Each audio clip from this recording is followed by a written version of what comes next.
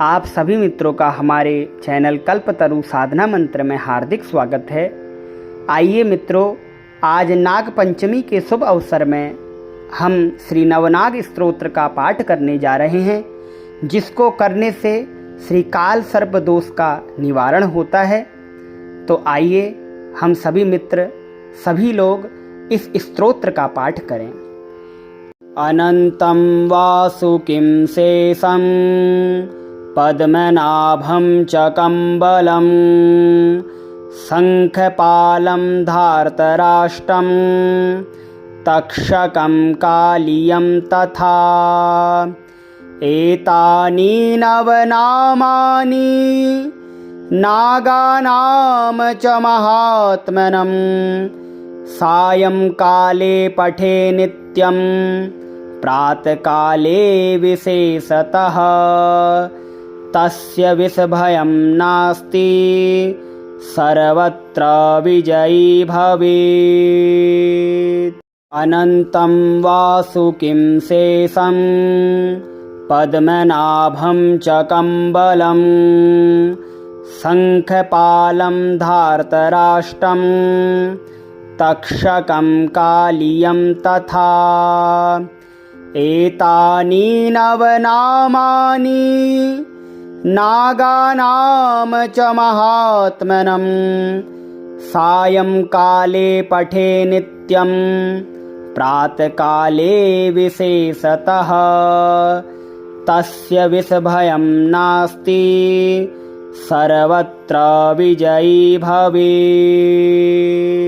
अनन्तं वासुकिं शेषं पद्मनाभं च कम्बलं शङ्खपालं धार्तराष्ट्रं तक्षकं कालियं तथा एतानि नवनामानि नागानां च महात्मनं सायंकाले पठे नित्यं प्रातःकाले विशेषतः तस्य विषभयं नास्ति सर्वत्र विजयी भवेत्।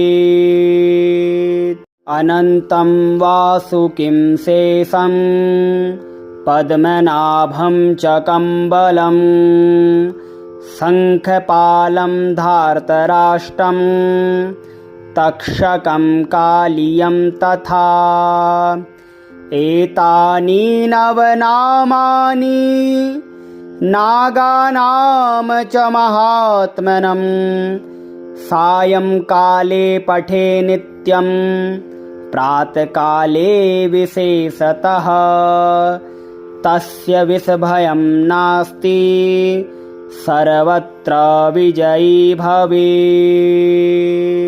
अनन्तं वासुकिं शेषं पद्मनाभं च कम्बलं शङ्खपालं धार्तराष्ट्रं तक्षकं कालियं तथा एतानि नवनामानि नागानां च महात्मनं सायंकाले पठे नित्यं प्रातःकाले विशेषतः तस्य विषभयं नास्ति सर्वत्र विजयी भवेत्। अनन्तं वासुकिं शेषं पद्मनाभं च कम्बलं शङ्खपालं धार्तराष्ट्रं तक्षकं कालियं तथा एतानि नवनामानि नागानां च महात्मनं सायंकाले पठे नित्यं प्रातःकाले विशेषतः तस्य विषभयं नास्ति सर्वत्र विजयी भवेत्।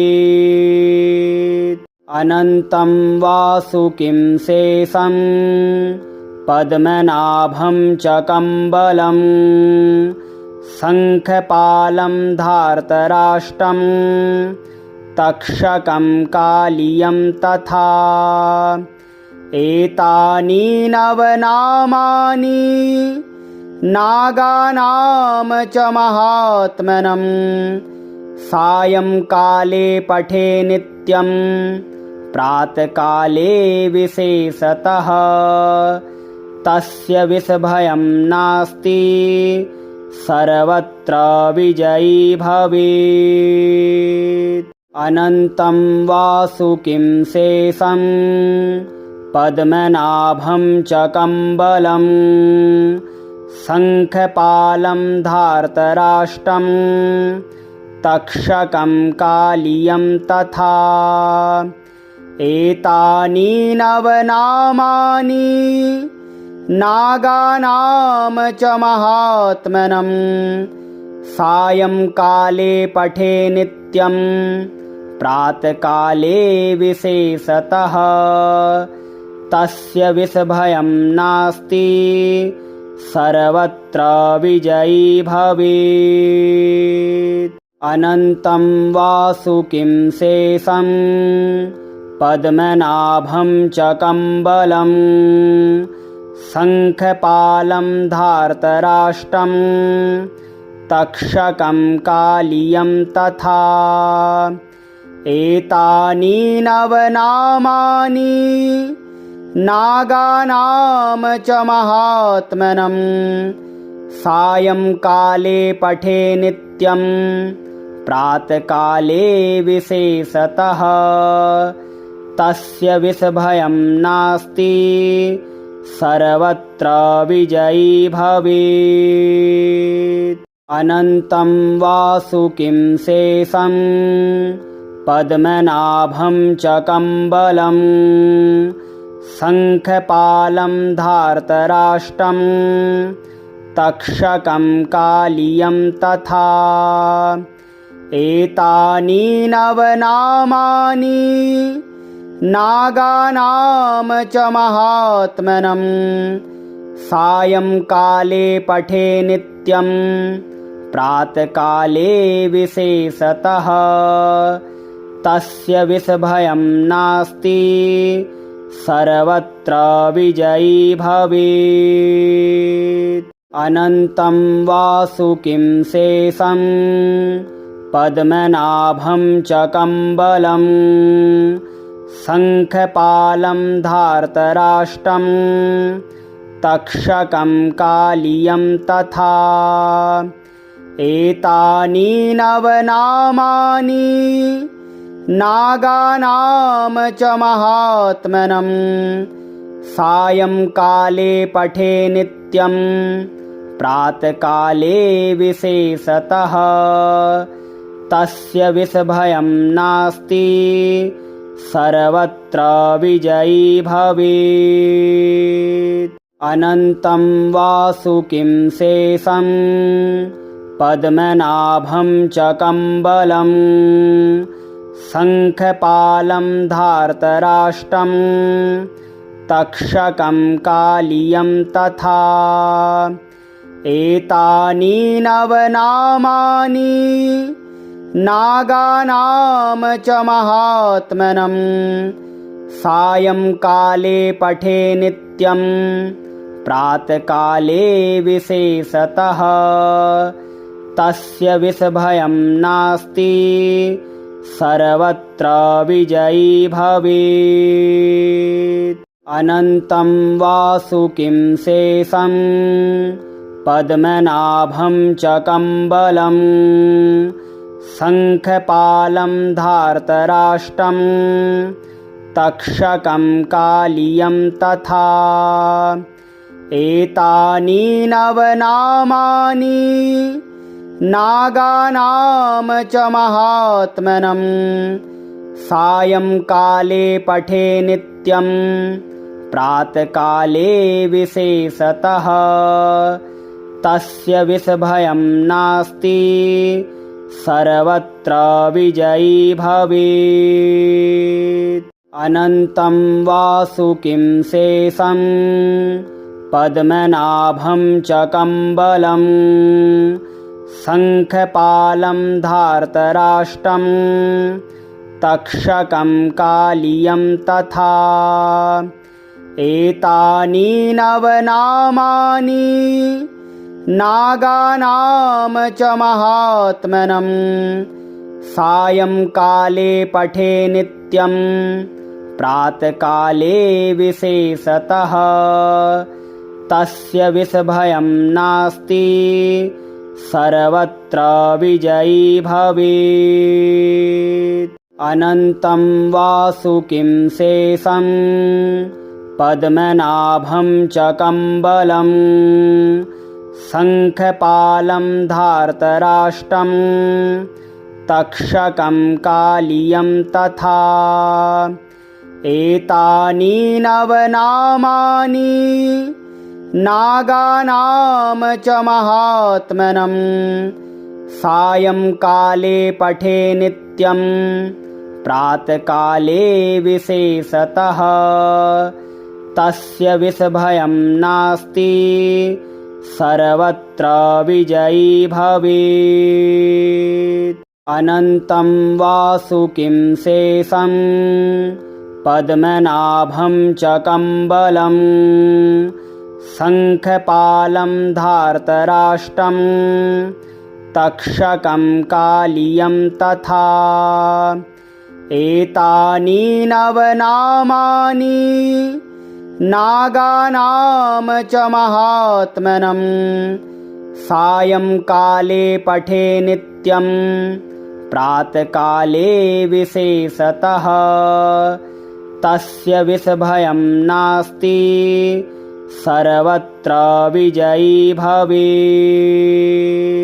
अनन्तं वासुकिं शेषं पद्मनाभं च कम्बलं शङ्खपालं धार्तराष्ट्रं तक्षकं कालियं तथा एतानि नवनामानि नागानाम च महात्मनं सायंकाले पठे नित्यं प्रातःकाले विशेषतः तस्य विषभयं नास्ति सर्वत्र विजयी भवेत्। अनन्तं वासुकिं शेषं पद्मनाभं च कम्बलं शङ्खपालं धार्तराष्ट्रं तक्षकं कालियं तथा एतानि नवनामानि नागानाम च महात्मनं सायंकाले पठे नित्यं प्रातःकाले विशेषतः तस्य विषभयं नास्ति सर्वत्र विजयी भवेत्। अनन्तं वासुकिं शेषं पद्मनाभं च कम्बलं शङ्खपालं धार्तराष्ट्रं तक्षकं कालियं तथा एतानि नवनामानि नागानाम च महात्मनं सायंकाले पठे नित्यं प्रातःकाले विशेषतः तस्य विषभयं नास्ति सर्वत्र विजयी भवेत्।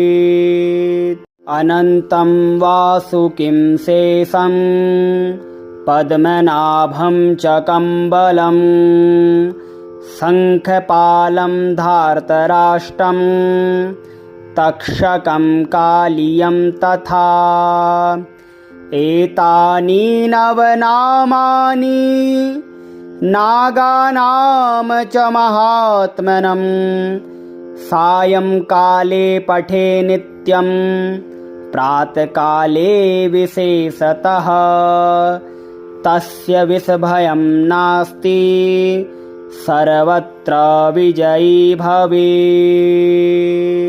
अनन्तं वासुकिं शेषं पद्मनाभं च कम्बलं शङ्खपालं धार्तराष्ट्रं तक्षकं कालियं तथा एतानि नवनामानि नागानां च महात्मनं सायंकाले पठे नित्यं प्रातःकाले विशेषतः तस्य विषभयं नास्ति सर्वत्र विजयी भवेत्। अनन्तं वासुकिं शेषं पद्मनाभं च कम्बलं शङ्खपालं धार्तराष्ट्रं तक्षकं कालियं तथा एतानि नवनामानि नागानां च महात्मनं सायंकाले पठे नित्यं प्रातःकाले विशेषतः तस्य विषभयं नास्ति सर्वत्र विजयी भवेत्। अनन्तं वासुकिं शेषं पद्मनाभं च कम्बलं शङ्खपालं धार्तराष्ट्रं तक्षकं कालियं तथा एतानि नवनामानि नागानां च महात्मनं सायंकाले पठे नित्यं प्रातःकाले विशेषतः तस्य विषभयं नास्ति सर्वत्र विजयी भवेत्।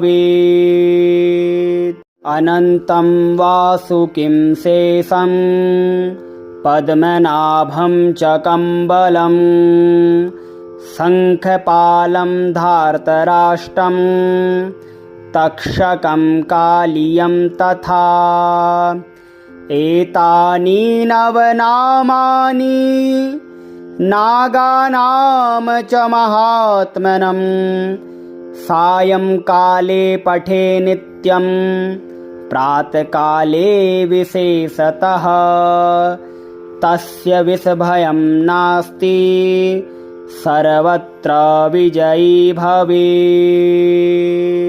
अनन्तं वासुकिं शेषं पद्मनाभं च कम्बलं शङ्खपालं धार्तराष्ट्रं तक्षकं कालियं तथा एतानि नवनामानि नागानां च महात्मनं सायंकाले पठे नित्यं प्रातःकाले विशेषतः तस्य विषभयं नास्ति सर्वत्र विजयी भवेत्। अनन्तं वासुकिं शेषं पद्मनाभं च कम्बलं शङ्खपालं धार्तराष्ट्रं तक्षकं कालियं तथा एतानि नवनामानि नागानां च महात्मनं सायंकाले पठे नित्यं प्रातःकाले विशेषतः तस्य विषभयं नास्ति सर्वत्र विजयी भवेत्। अनन्तं वासुकिं शेषं पद्मनाभं च कम्बलं शङ्खपालं धार्तराष्ट्रं तक्षकं कालियं तथा एतानि नवनामानि नागानां च महात्मनं सायंकाले पठे नित्यं प्रातःकाले विशेषतः तस्य विषभयं नास्ति सर्वत्र विजयी भवेत्।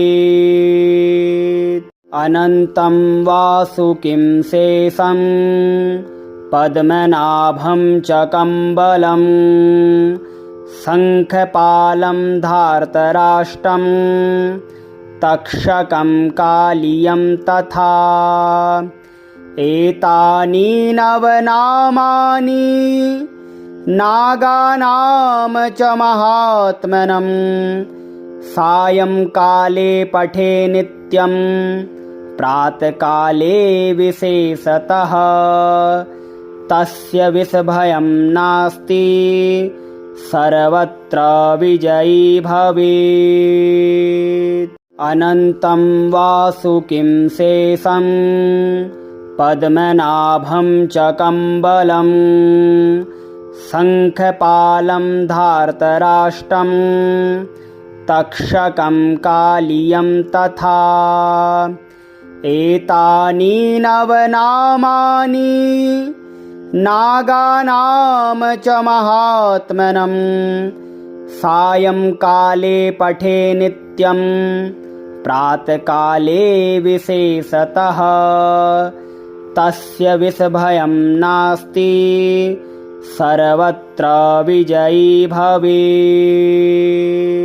अनन्तं वासुकिं शेषं पद्मनाभं च कम्बलं शङ्खपालं धार्तराष्ट्रं तक्षकं कालियं तथा एतानि नवनामानि नागानाम च महात्मनं सायंकाले पठे नित्यं प्रातःकाले विशेषतः तस्य विषभयं नास्ति सर्वत्र विजयी भवेत्।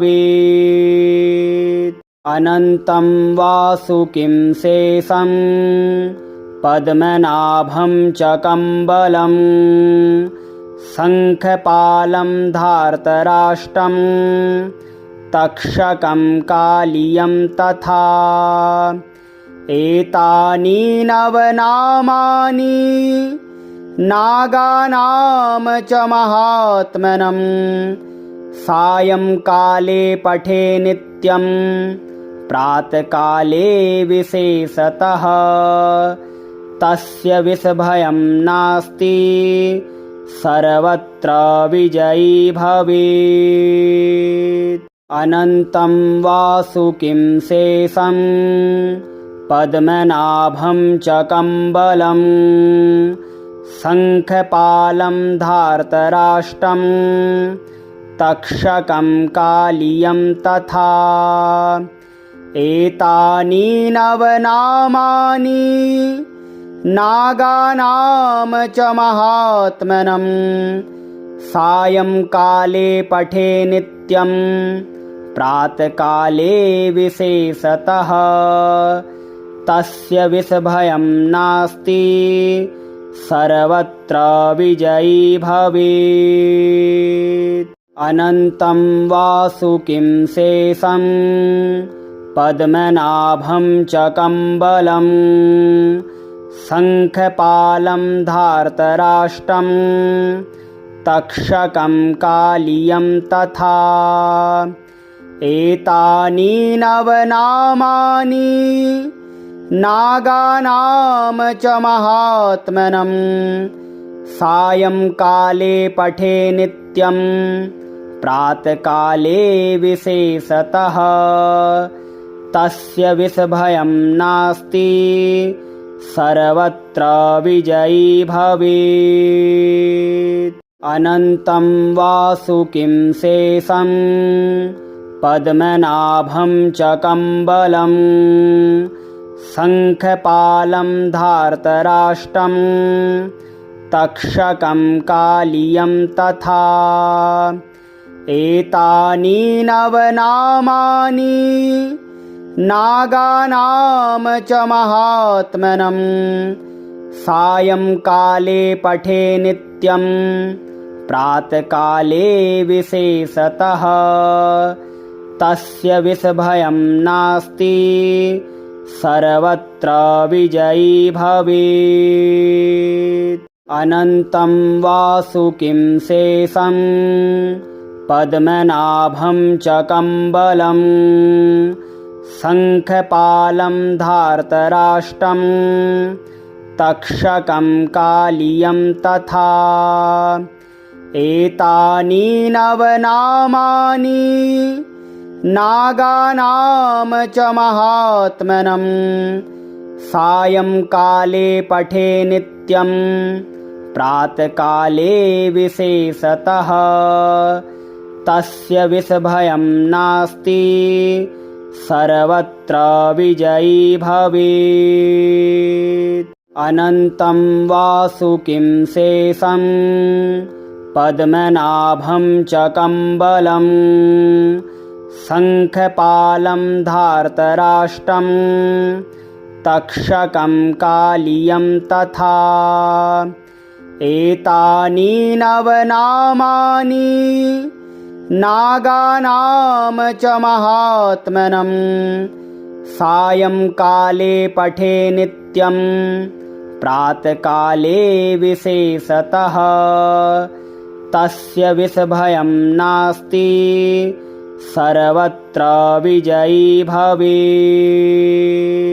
अनन्तं वासुकिं शेषं पद्मनाभं च कम्बलं शङ्खपालं धार्तराष्ट्रं तक्षकं कालियं तथा एतानि नवनामानि नागानां च महात्मनं सायंकाले पठे नित्यं प्रातःकाले विशेषतः तस्य विषभयं नास्ति सर्वत्र विजयी भवेत्।